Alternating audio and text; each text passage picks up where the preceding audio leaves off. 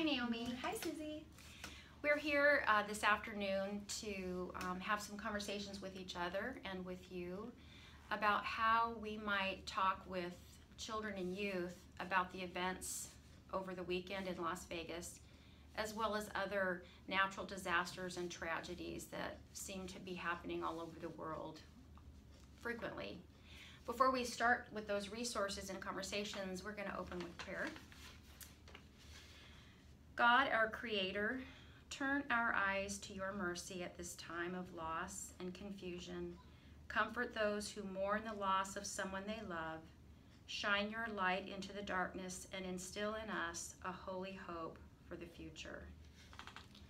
So Naomi, you've already had some conversations, some tough ones with the youth. I did, yes. Last night we had the Well, which is our youth group program for our middle school and high school kids, and I actually had a different lesson plan in mind, but in lieu of the events of the weekend, I decided to kind of take it a different route.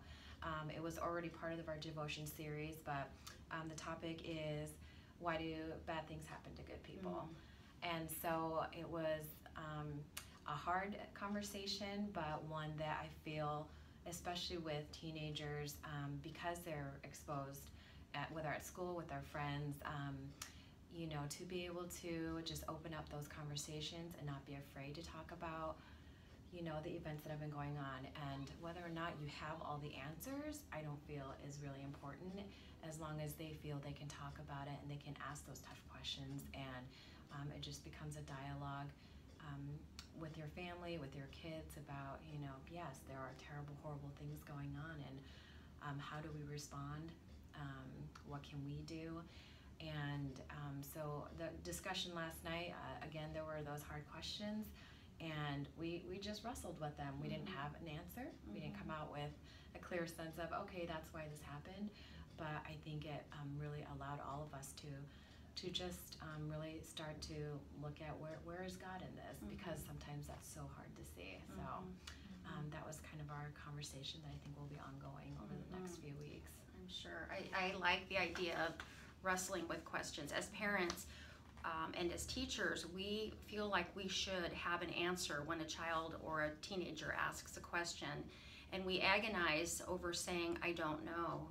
In our Godly Play program, which is designed for 3- and 4-year-olds, one of the ways that we talk to kids is we say, I wonder about that too.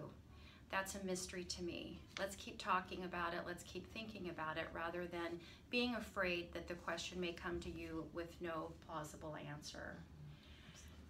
Little kids do the same thing. They have some of those same questions. And one of the great resources online is HealthyChildrenorg. It's powered by the American Academy of Pediatrics, which is a group of pediatricians, and they have a piece of information out there that I found very valuable.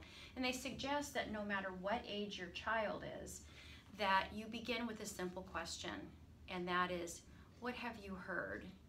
It gives you some insight into knowing what actually your child is concerned about, what have they been exposed to, and then from that, you can begin to ask them questions about what is concerning them. Another recommendation, Naomi, is as adults, we are seeking answers. And I know I have spent a lot of time watching TV and looking at my media accounts to try and come up with some answers. And they're cautioning us as parents to be careful about having repetitious images and sounds in your house. As we know with little kids, when you're teaching, repetition is one way that information becomes ingrained in them. So be cautious about how much of that information is flowing. If you feel like your child would benefit in some way, as an older child perhaps, of seeing something on the news, they're recommending that the parent consider recording it, reviewing it, and deciding how much of that information is really beneficial to them. And one of the pinnacles of our work here is that we pray, right? We pray in times of trouble and in times of celebration. And I think we can all agree that we've witnessed over the weekend something pretty tragic, and as well as the storms that have come through areas and devastated countries. And we really, our job is to pray. And one of the ways that you can kind of organize those prayers with your kids is to start by praying for those who were hurt and their families. Gives them a chance to really put their faith in action. Pray for those that helped, who were courageous and brave and stepped into the middle of a scary situation. And to pray for the leaders who have to make some really tough decisions and have some tough conversations about how to prevent some of these tragedies in the future.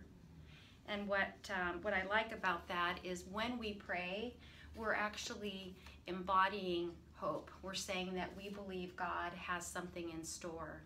And so don't be afraid to pray with your kids, and ask them how they would like to pray. What would they like to pray for? And you can incorporate that as a family.